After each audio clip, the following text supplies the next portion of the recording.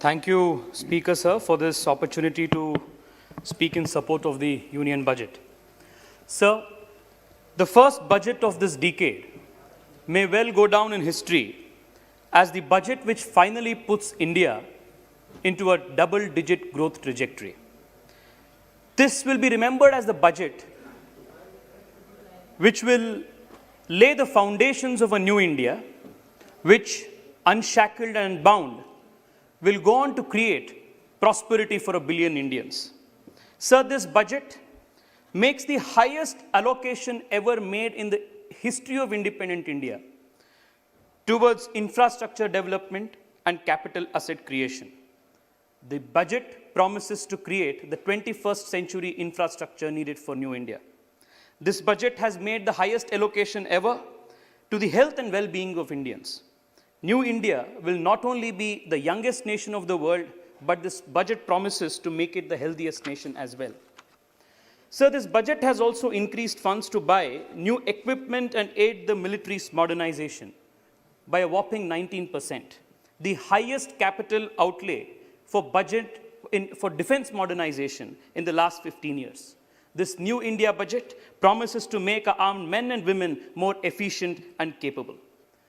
So the push for digital payments, digital census, hydrogen fuel research, support to the National Research Foundation, space exploration, and such other measures in this budget will make New India a leader in frontier technologies and future ready.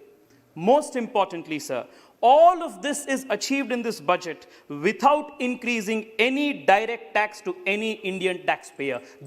For this reason alone, the Honorable Prime Minister and the Finance Minister must be congratulated. Sir, many commentators of the political economy have often commented that good economics makes for bad politics. We have heard this quite often. But this time around, Prime Minister and the Finance Minister have shown that good intentioned politics ought to make good economics. Sir, this budget was presented in truly extraordinary times. A once-in-a-century pandemic tested the resilience of our human spirit, the strength of our institutions, and the conviction of our leadership. It's a tribute to the inherent vitality of this ancient civilization that despite these tall challenges, we have emerged only stronger. Sir, the way our country has handled the COVID pandemic is a testimony to the character, the strength of the character of 1 billion Indians. However, like always, many friends both inside as well as outside the country did not believe in India's capacity. Like always, they did not hide their contempt as well. A cursory look at some of the headlines from a few prominent publications is revealing, sir. Modi's poorly planned lockdown won't save us from coronavirus, but will kill economy, shouted one publication. The New York Times said, even before, just a couple of days into the lockdown, the New York Times headline shouted, how Modi has failed the pandemic test. Another author wrote why COVID-19 pandemic in India is similar to sinking of the Titanic. Sir, one left-wing ideologue, a senior former parliamentarian, also ingeniously saw some communalism angle also like they always do. He wrote an article titled, The Hindu Right-Wing Has Communalized COVID-19. So while these were the headlines, what were the result? Sir, today, the Indian model of handling COVID-19 is considered to be one of the best models in the world. Let me just state a few numbers which will demonstrate this. Sir, India today has the lowest death per million population in the top 25 countries with the maximum number of cases. India is amongst the lowest countries having the lowest case fatality rate of 1.4% compared to the global CFR of 2.1%. Sir, India today is the second highest, is the country with to have conducted the second highest number of tests of more than 20 crore 25 lakh. Even as wealthier countries, sir, like Netherlands, is even today struggling to convince its people to abide by lockdown rules, India prevented more than 35 lakh additional infections and more than 1 lakh death because of successful and timely implementation of the lockdown. Sir, India's economic stimulus value in dollar terms given during the lockdown, amounting to about 13% of our GDP, is more than the collective GDP, is more than GDP of about 149 countries. From wholly dependent on PPE and N95 mask imports to building capacity to not only service our domestic demand, but to export it in a matter of 3 months is no mean feat. The only country to have done this today is India. So we have the distinction of repatriating the largest number of our stranded citizens from the highest number of countries during the global lockdown. So one of the few countries that have indigenously developed and manufactured COVID vaccine is India.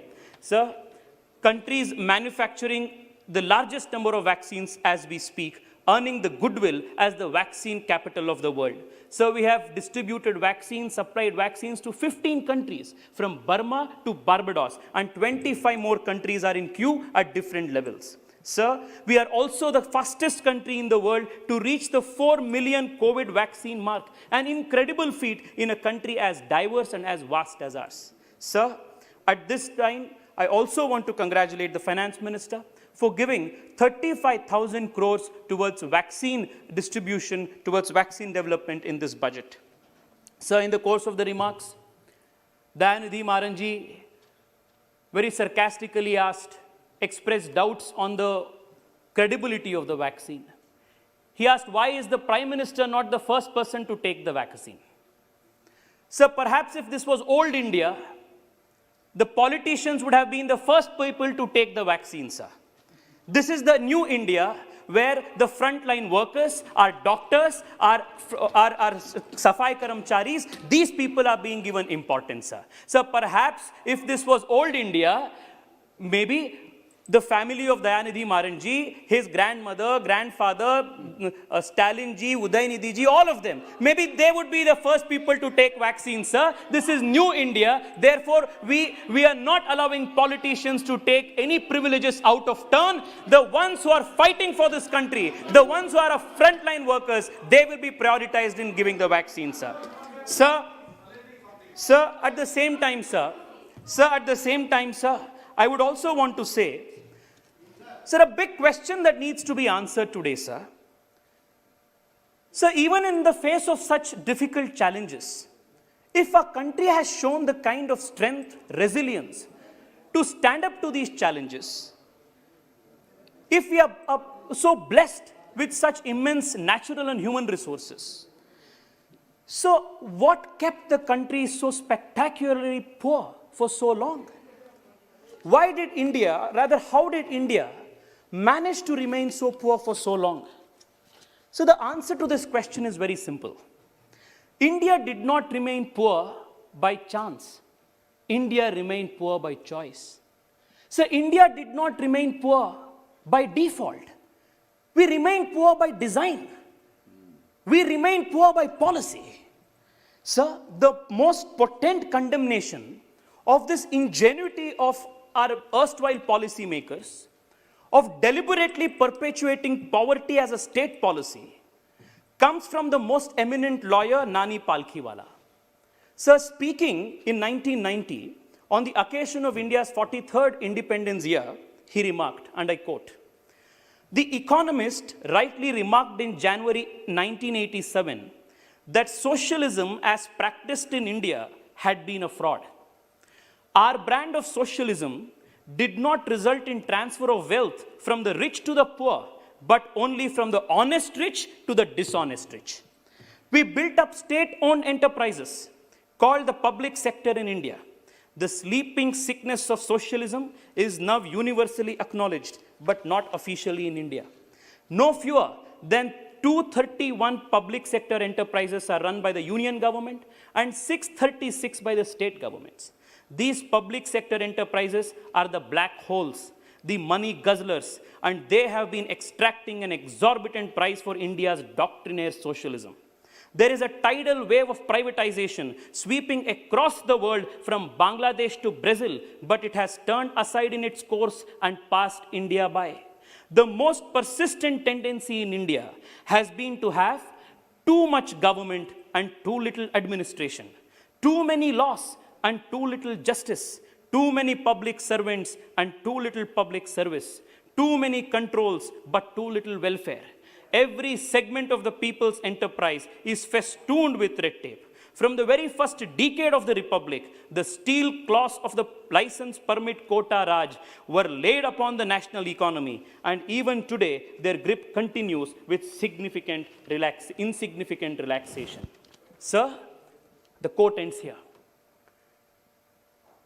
So the one-point focus of our Prime Minister from the first minute in office has been to reverse this perverse ideology of perpetuating and distributing poverty and ushering in growth and prosperity for all Indians. Towards that end, sir, this government has embarked on a root and branch reform transformation of India's political economy. From sanitation to space exploration, from coal to new generation fuels, from agriculture to artificial intelligence, from soil to oil, employment to education, solar energy to diesel deregulation, aviation to railways, the Modi government has positively transformed every aspect of India's life. Sir, our government, even in this budget, has continued the pace of reforms in a very furious manner towards the larger ideal, the larger promise of the Prime Minister of maximum governance and maximum governance and minimum government. Sir, even traditionally, India had always frowned upon the practice of government being in business. The popular Hindi idiom, Raja Vyapari, To Praja Bhikari, was a clear indication. This budget, sir, for the first time, uses the word privatization, is unapologetic about the fast-paced disinvestment and asset monetization. It was high time, sir, that our government stopped the disastrous socialist practice of putting good taxpayer money into badly run government businesses. Sir, this country, especially the young generation of Indians that I so proudly represent here, sir, is extremely grateful to our Prime Minister for stopping this very wrong practice and charting a new economic course of prosperity for this country, sir. We needed this badly. We should have done this 70 years ago. We are belated, but this Prime Minister has achieved this for us. Sir, a lot of talk has been going on family silver. I want to ask the opposition, sir, especially the Congress party, if you consider our badly performing PSUs as family silver and are so hesitant to disinvest them, why were you so eager to sell Temple Gold in 2013 when you decided, or rather reviewed a policy towards asking how much golds are there in our temple so as to monetize it, sir? Sir, even our most vile opponents cannot accuse our government on going slow on reforms. So this is a government that gets things done. This is the most reformist government in the history of India. A small example of the reforms. I'm not giving an exhaustive list. Sir, deregulation of diesel was a long pending reform. We did it. Commercial coal mining reform, pending from the 17th, done. FDI in defense, long pending, done. FDI in insurance, long pending, done. Real estate sector reforms, pending from 2 decades, done. IBC code, pending from 1 decade, completed and done. GST, the biggest tax reform of independent India, done. Labor reforms, pending from 4 decades, done. Review of the code on wages, pending from 4 decades, done. FDI in railway operations, pending from God knows how long, done. Corporate tax rate, making India one of the most competitive destinations in the world, done. Faceless assessments, faceless appellate tribunals, free pre-filled returns, all making the life of a taxpayer easy, done. Recapitalizing our public sector banks, done. Reforming our public sector bank administration is done. Forming global scale public sector banks, done. Change in definition of MSMEs, enabling them to grow and get more capital, pending from more than 2 decades, done. Lowering the tax rates, increasing the tax base, done. National education policy, pending from last 4 decades, done. So this is a government that gets things done. Our Prime Minister is therefore known as the man who gets things done. Sir, therefore the common Indian says, Modi hai to mumkin hai. That's the strength of this government, sir. Sir, what has all these reforms achieved for the country? Sir, India has improved its ease of doing business ranking by 79 positions in the last 5 years.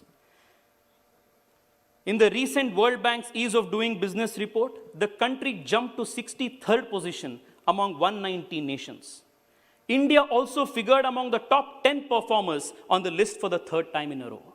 I would want to rather pause a moment here and ask, sir, these ease of doing business, these jumps in this, the growth of the GDP, double-digit trajectory, reforms, what does all of this mean to a common poor Indian unless it gives him 2 square meals a day and raises his standard of living? What have these reforms achieved in that regard? Sir, as a result of all of these reforms, the size of the economic pie has increased and has empowered the government to lift a large number of people out of poverty. Sir, it gives me immense joy and pride today, sir, to stand here and say that under Prime Minister Narendra Modi, India has lifted the highest number of Indians out of poverty in the shortest period of time. And as a result of this, from 2019 onwards, India is no longer the country having the most number of poor people, sir. I want to tell my Congress friends, remind them, this is how Garibi Hatao is done, not by sloganeering, through a dedicated perseverance and hard work. We have lifted, sir, I would repeat again, we have lifted, sir, the highest number of poor people in India out of poverty in the shortest period of time. For this reason, Narendra Modi is considered the messiah of the poor people in India. Sir, for a long time, inane and meaningless debates have gone on in this country for a very long time, sir, on pitching growth against distribution, what should be the right economic ideology. Sir, pro-welfare in microeconomics and pro-market in macroeconomics. This has been the hallmark of Narendra Modi's style of economy. A third way, a unique model of economic development that the world is very keen to follow. Sir, while we are here, I would also want to dwell a couple of minutes on how difficult pushing all of these reforms have been. Take the farmer reforms, for example, sir. So from the time I have been in school, and people of my generation, all of us have read in our textbooks, sir, that the Indian farmer is subject to the vagaries of monsoon. They're exploited by bloodthirsty money lenders, that they have very little small land holdings. My elder brother studied it, I studied it, and my younger cousin is also studying it today. Neither did the fate of the farmer nor the textbook material both change in the last so many years. Sir, in the name of the farmer, however, lot of self-styled farmer leaders enrich themselves, while the farmer was in a perpetual vicious cycle of debt, poverty, loan, and the only escape route out of it was suicide. This was the desperate situation to which we had pushed the farmers of this country. Sir, like the term secularism, protecting farmers' interest is one of the most abused words in this country, sir, which has stalled all progressive farm reforms which would have otherwise benefited the farmer. Sir, what has been the political shortcut for farmer welfare? To announce loan waivers once in 5 years during elections and forget about the farmer for the next 5 years until the next elections. This has been the exact practice. But we are a government that is neither irresponsible nor believes in taking shortcuts. Sir, while the opposition invested in protests, we invested in the Indian farmer. While they were busy running that India is intolerant, we issued 22.41 crore soil health cards to our farmers.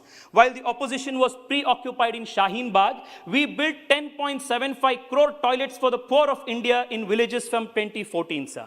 While the opposition was lost in the Tukde protests in JNU and AMU, we ensured that no person in the country, no villager in the country, no farmer in the country will remain in dark, and we ensured 100% electrification of India's villages. While the opposition was busy name-calling Modi ji as agent of Ambani Adani, we opened bank accounts of 41.75 crore poorest of poor Indians through the PM Jan Dhan Yojana and seeded it with the Aadhaar and mobile phones. While the opposition was busy blocking roads with Rasta Rokos and Chakka jams, we sanctioned 2.11 lakh kilometer of road connectivity for villages under the Prime Minister Gram Sadak Yojana since 2014. While the opposition was busy lying to farmers about farm reforms that would actually and indeed benefit the farmer, we gave assistance of rupees 6,000 crore to 11.58 crore farmers under the PM Kisan Samman Nidhi, sir. While the opposition was busy sharing Rihanna's tweet and Greta Thunberg's toolkit for how to create riots, we completed giving crop insurance under the Fasal Bima Yojana to 8.85 crore farmers of this country, sir. So this is how farmer development is done. This is how farmer infrastructure is created. And this is how the trust of farmers is earned. Sir, what exactly that the farmer reforms propose to do? In essence, it gives our farmer the choice to either sell at the APMC Mandi or anywhere else to whomsoever he deems fit, or whosoever gives him the best price. It neither removes the APMC nor compels the farmer to a particular entity. What can possibly wrong in giving our farmers choice? Sir, I wanted to ask Rahul ji. Of course, he does not have the habit of attending parliament, sir, but through you, I want to make this request. Sir, I want to ask Rahul ji. While Rahul ji must have the choice to contest from Wayanad in Kerala, because he thought that he had better chances of winning from Kerala than in his home constituency of Amethi. Why should the farmer in Amethi why should the farmer of Amethi not have the choice to sell in Kerala if he thinks that he gets better choice, better price? Sir, this giving of choice, this empowering the farmer, Indian farmer with choice to sell where he wants cannot be in any measure deemed to be anti-farmer, sir. Sir, this budget rightly focuses on agricultural infrastructure. Just I want to correct it. Rahulji is regularly attending the parliament session. Glad to know that, sir. Well, we will check the attendance later, sir. This budget focuses on agricultural infrastructure. Agricultural development cess, which is going to be used for development of this infrastructure. Sir, there are two other important areas that this budget has highlighted upon. Sir, this budget promises to create the 21st century infrastructure for India, the highest ever capital expenditure made in any budget till now. Sir, my government, under the Prime Minister, has built 1/3 of all national highways in India in just the last 6 years. How the space at which we have been building infrastructure, sir, is unprecedented. The outlay for the Ministry of Road Transport is enhanced in this budget to rupees 1.18 lakh crore, sir. In the same way, sir, I want to congratulate Railways. The Honorable Minister for Railways is here, sir. Under his leadership, India has achieved a 371% increase of electrification while compared to UPA, sir. 371% increase of electrification compared to the UPA years. Sir, by 2024, all of Indian railways will be set to be 100% electrified, leading to fuel savings of about 14,500 crore per annum. Sir, our trains have become faster, safer, and more punctual under the Prime Minister's leadership. The National Rail Plan for India 2030, projected in the budget, supported in the budget, will bring our trains on par with the best in the world. Sir, this budget has also stressed and given importance to creating urban metro rail. So I come from an urban constituency and know how important urban infrastructure, transport infrastructure is. Sir, as a country, Traditionally, we have grossly underinvested in creation of urban infrastructure. One point on this while we are here, sir.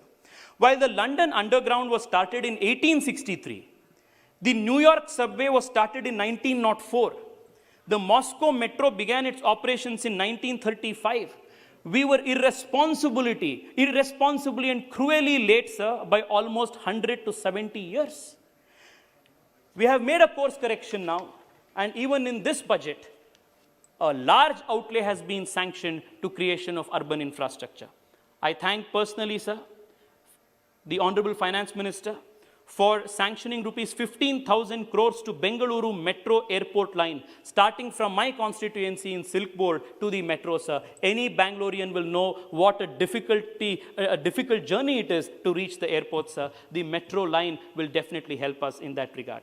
Sir, the Metro Light and the Metro Neo projects, especially to be introduced in Tier 2 cities, will ensure that what mistake we did 70 years ago by not investing adequately in urban infrastructure will not be created for a future India. Sir, the 18,000 crore support to public bus transport services by encouraging more PPP modes of private sector players in urban public bus transport is also a very, very important step in that regard, sir. Sir,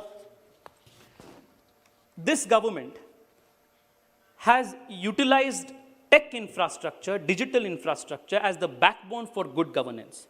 This has been one of the hallmarks of this administration. Sir, the direct benefit transfer scheme brings together 318 schemes of the government from 53 ministries. In the last so many years, sir, more than 13.91 lakh crore 13.91 lakh crore, which is about the size of the annual budget of various state governments, has been effectively transferred to the people of this country through the DBT. Sir, we have not only distributed effectively, we have also saved close to 1.78 lakh crore by preventing leakages, sir. This is a government that values taxpayer money. Sir, UPI, by building the India Stack platform, India has shown how the DBT can be the most effective way of ensuring that the poorest man reaches, the government reaches the poorest man, the proverbial last man in the line. Seeing the digital prowess of this UPI, sir, even Google wrote to United States Federal Reserve asking to design a UPI-like payment system for the United States. So whether it is FASTag, whether it is National Digital Health Mission, whether it is the 1,500 crore earmarked in this budget for further encouraging digital payments, the digital census that India will be conducting, thanks to the allocation in this budget, is extremely important steps towards building our tech infrastructure and making governance more effective by using the digital infrastructure. So equally important in this budget is the mention of the National Language Translation Mission. It will make governance and policy related knowledge available on internet in major Indian languages. Sir, coming from a state of southern India, I can't stress how important this is in bringing government communication closer to our people, sir. Sir, the other very important structural reform, using a digital platform that has been proposed in this budget, which will have wide-ranging ramifications on a rural economy, is the Swamitwa project aimed at digitizing rural land records. Sir, this scheme will provide digital property cards to our rural citizens. This will go a long way in helping them financializing their assets as well as reducing chances of disputes and distress. So the Peruvian economist Hernando de Soto, in his celebrated work, The Mystery of Capital, states that developing nations must recognize and protect the property that poor people have created, but which is currently of uncertain legal validity, and thus is of little use in securing the loans necessary to invest in personal or business development. Giving them proper legal titles will mobilize the entrepreneurial vigor and the hidden wealth of the poor. Sir, seen in this light, the reforms under the Swamitwa Yojana, by giving digital recognition of property titles will play a very, very important role, sir. Sir, just one very important issue before I conclude, sir. I come from the startup capital of the country, Bengaluru. And this budget has given adequate stress and thrust to the startups of the country. Sir, from abolishing and resolving the issue of angel tax, to setting up of commercial courts, to enabling direct listing of Indian companies on foreign exchange, or the Startup India program, the Prime Minister has supported Indian startups. Sir, the budget this time mentions that one-person companies will operate without restrictions. This is going to create a great amount of jobs by enabling more young people to incorporate companies easily, test their business ideas, scale them up, and employ more people. Sir, the National Research Foundation has been allocated 50,000 crore rupees, sir. Any country, especially in a modern economy today, if it has to progress, has to make advances in technology. And in that direction, sir, the National Research Foundation grant is extremely important. Sir, this budget is futuristic also because this budget speaks of and gives support to green energy, sustainable growth, and energy security. Sir, it is a matter of great pride for India today that of the 5 largest solar power plants in the world, 4 are in India today. We have taken the leadership in the world today by starting International Solar Alliance. This budget further gives boost to non-conventional energy sector by additional capital infusion of 1,000 crores. Sir, I will not take more than 2 minutes, sir. I am just coming to my conclusion, sir. This budget, sir, this budget also promises a hydrogen mission. I will just take 30 seconds to explain why this has important national ramifications, not only for today, sir, but for very many millions of young Indians who are not even born today. Sir, a lot of people are excited about the possibilities of electric mobility in India. But we can and we should explore other routes of zero emissions, like for the example of a hydrogen fuel cell. So today, nearly 65% of lithium-ion batteries come only from China. 65% of all lithium-ion batteries in the world today come only from one source, sir, that is China. By comparison, no single country produces more than 20% of global crude oil output. In this regard too, sir, the thrust on hydrogen mission is good for the country's energy security.